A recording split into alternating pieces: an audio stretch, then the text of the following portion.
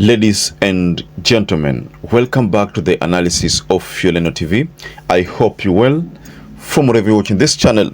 Let us quickly delve into a story about what took place when Fred Matiangi, the former CS who served under Uhuru Muigai Kenyatta's government. There's something here about what happened when he approached PCA Thika Town Church in Kiambu County.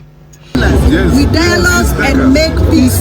We be peace makers. Thank you very much. Thank you so much. Thank you so much. Thank you very much.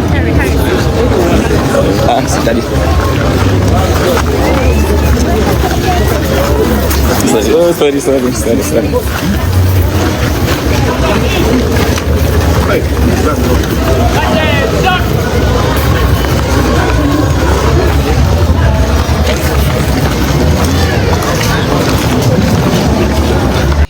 So, the former Interior Cabinet Secretary, the moment he arrived there, the people left, walked out of the church to receive him, to greet him.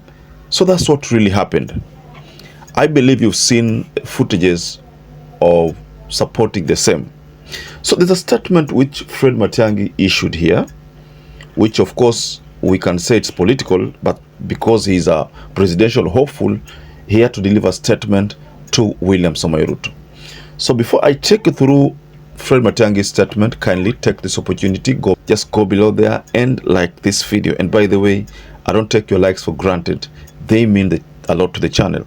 So subscribe to our channel if you're not subscribed before, and to our existing subscribers, thank you so much for your support. If I may take you through some of the beats, some advices which Matiangi surfaced with and delivered to Gen Zs and to the government.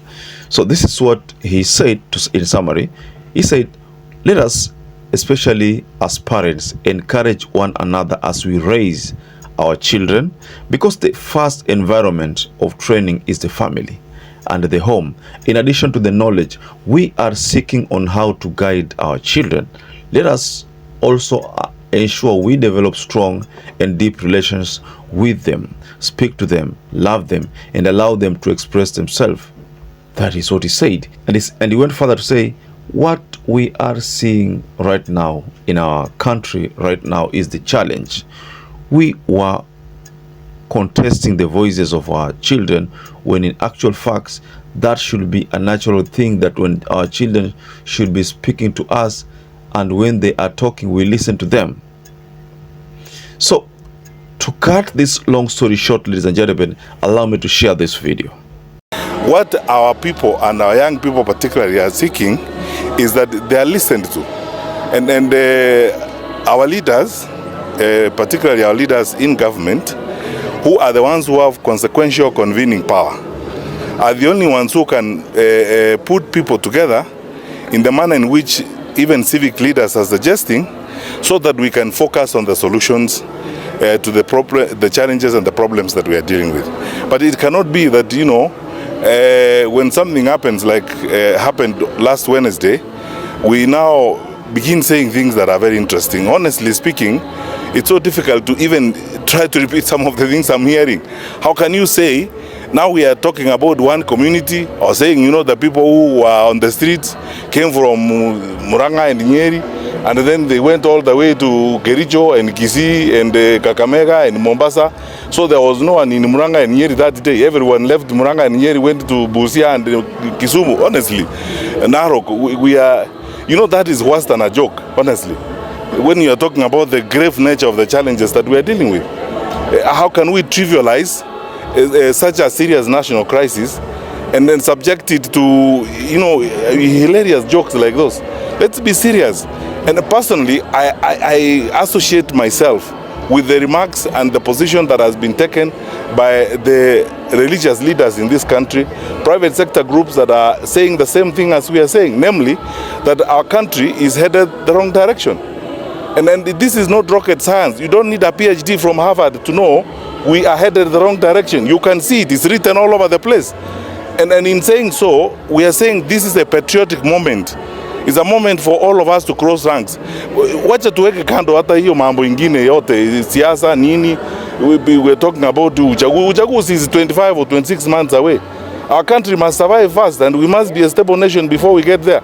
So let us not even stop talking about those businesses, about elections and stuff like that. Focus on the stability of the country. I have been moving around, talking to people. I go to, meet people. Look here, I am in charge here today, sitting with these leaders. The level of bitterness and anger down below in the country is unprecedented. I have not seen that before. Now, to imagine that there's nothing wrong and carry on as if it's business as usual, honestly, you have to be a very strange person. We're asking our brothers and sisters, and then, as I said, this is a patriotic moment. This is a time for the country. And what is being called upon now, it's also a leadership moment. Let's stand up and do the right thing for our country. And it cannot be based on excuses, some of them laughable. That, I don't know who, I saw them on the TV, they're dropping money. So when you saw them dropping money, why didn't you arrest them? Because when leaders tell us these things, and I've said this several times before, I mean, as a minister, if I was a cabinet minister myself, as a minister, I would never make allegations. Sasa niwaambie nyinyi wananchi mfanye nini? Hamuna pingu, hamuna polisi, hamwezi kukamata mtu. Sasa nikuje kulia huko kwa wananchi mfanye nini nyinyi wananchi? Yule ako na madaraka wa kufanya hiyo kazi, hawezi kuja aseme ni wale ama ni huyu. If you have evidence huyo mtu ako na maneno, onyesha watu hii evidence ndio hii, huyu amefanya makosa haya na hatutaki mtu akufanya makosa kama haya. Sasa sio wakati wa kulaumiana tafadhali. Sasa tuende kwa kazi. And these leaders wajue kwamba all of us the citizens they lead. Sisi tunataka kuwa support wakitafuta solutions kwa nchi yetu. Wacha sasa tuache hii maneno ya kuongea eti nini siasa nini. Elections are 26 or 25 months away. We can now spend all our time on that and the country is burning.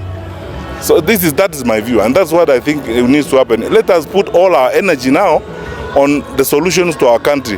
We need a stable country, we need a progressive country, we need a country that works together, and we need a country where we can live together. Let's stop this business of now starting to drag excuses. Is one community, it came from where? Which community? I mean, we are all a community of... So what we get with this statement from Matiangi is that he wants to align with the church. The church has a calling on William Ruto to desist from, constantly launching or unleashing police on the Gen Zs. What Fred Matiangi is saying is that the government needs to stop this habit of unleashing police on peaceful demonstrators. Right now there's the issue of goons. Goons imekuwa ni shida kubwa sana. Nobody still knows who financed the goons, though opposition believe that it is the government. And just like I told you, the government believes that it is the opposition. But Matiangi is coming out to be a neutral partner here in this drama by saying that it is not the right time to apportion blames. Mara ni Rigathi, mara ni Ruto. No. According to Matiangi, I think he's like trying to say that he needs some kind of dialogue, because the same was echoed by Wamuchomba, who also called on the authority to engage people on some kind of a dialogue. A dialogue, according to them, is one thing that can solve the problem that we have. But if I may take you back to the Gen Zs, they said they were not interested in dialogues. You see, they were not interested in dialogues. What they wanted is the president to actually deliver. And that has always been the call. So, but you see, right now there's some shift on the stand. It's like the people in the opposition, they want to have a sit down with the government. So it's not yet clear whether the Gen Zs will support that move, because they themselves said hawataki mambo ya dialogue. Wanataka kwamba rais yeye afanye kazi yake tu na atimize katiba venye nataka. That was the call, ladies and gentlemen, back then. So I don't know that it still stands,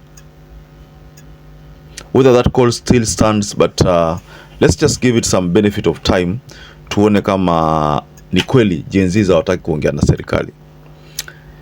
So perhaps if you're watching this video and you've not subscribed, take one second and subscribe, like this video.